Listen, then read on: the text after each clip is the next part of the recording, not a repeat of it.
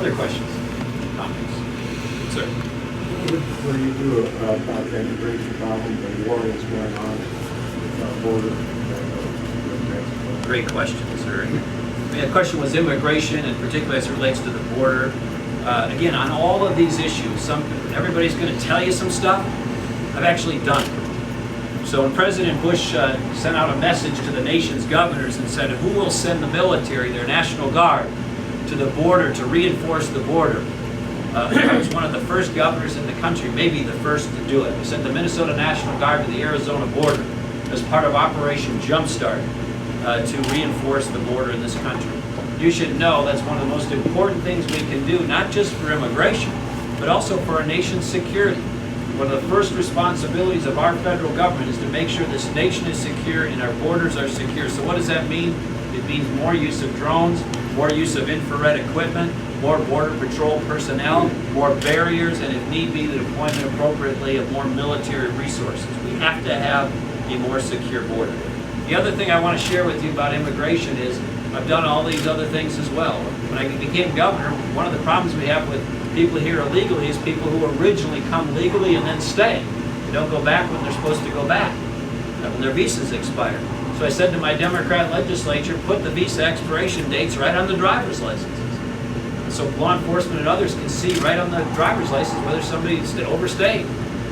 The legislature wouldn't do it. So I issued an executive order directing that to be done, and it's still done in Minnesota.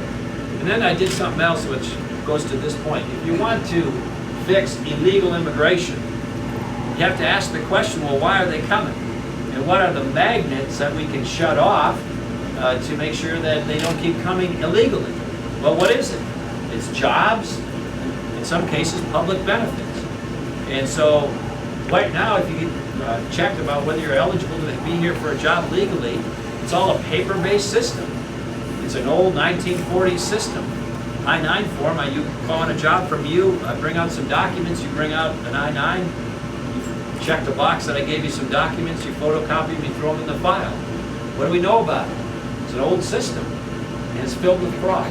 So we need a 2011 electronic, quick, non-burdensome verification system whether somebody's here legally or not. So I issued an executive order in Minnesota saying if you want to do business with the state, you want to be a subcontractor if somebody does business with the state, you want to be an employee with the state, you got to go through E-Verify. And by the way, for public employment or benefits, in most states, including Minnesota and I suspect Iowa, you have laws that say if you're here illegally, you're not supposed to get welfare benefits or public benefits unless you're a pregnant woman who needs medical care. But nobody checks. So we need to check on public benefits as well. Those things would help a lot. Again, everybody's going to talk about them. I did.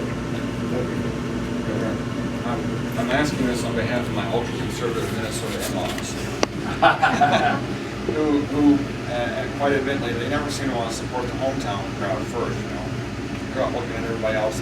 Oh yeah, Governor Pawlenty's running home. Well, they want to know how quick you'll get rid of the EPA.